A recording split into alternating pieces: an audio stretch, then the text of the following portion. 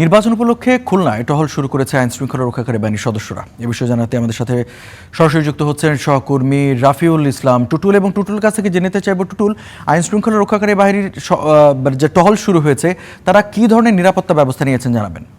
হ্যাঁ রঞ্জু, সকাল থেকেই খুলনার যেসব দলগুলো নির্বাচনে অংশ নিয়েছে এবারে নির্বাচনে, তারা কিন্তু সকাল থেকেই নির্বাচনী প্রচারণা শুরু করে দিয়েছেন।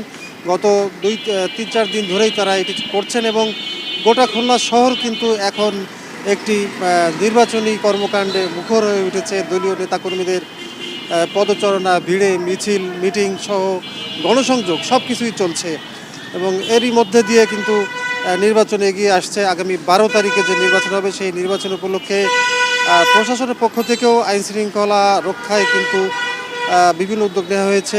আজ থেকেই শুরু হলো জয়েন্ট পেট্রোল, অর্থাৎ খুলনার সবগুলো যৌথ বাহিনী বলা হয় তাকে, মূলত সেনাবাহিনী, নৌবাহিনী, পুলিশ, র্যাব, কোস্টগার্ড সহ বিজিবি বিভিন্ন বাহিনীর সমন্বয়ে যে একটি বাহিনী করে তার মাধ্যমে টহল শুরু হয়েছে।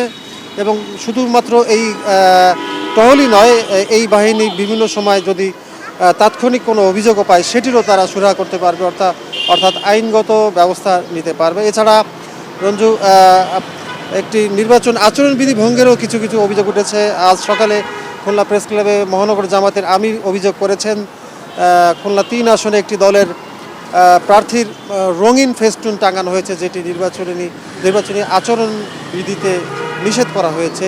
এ ব্যাপারে তারা সংবাদ সম্মেলনের মাধ্যমে অভিযোগ করেছে এবং নির্বাচন কর্মকর্তার কাছেও তারা জানিয়েছে।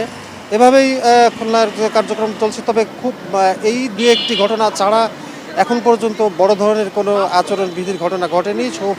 মোটামুটি সৌহার্দ্যপূর্ণ পরিবেশে, আনন্দমুখর পরিবেশে খুলনার নির্বাচনী কার্যক্রমগুলো চলছে। টুটুল, আপনাকে ধন্যবাদ।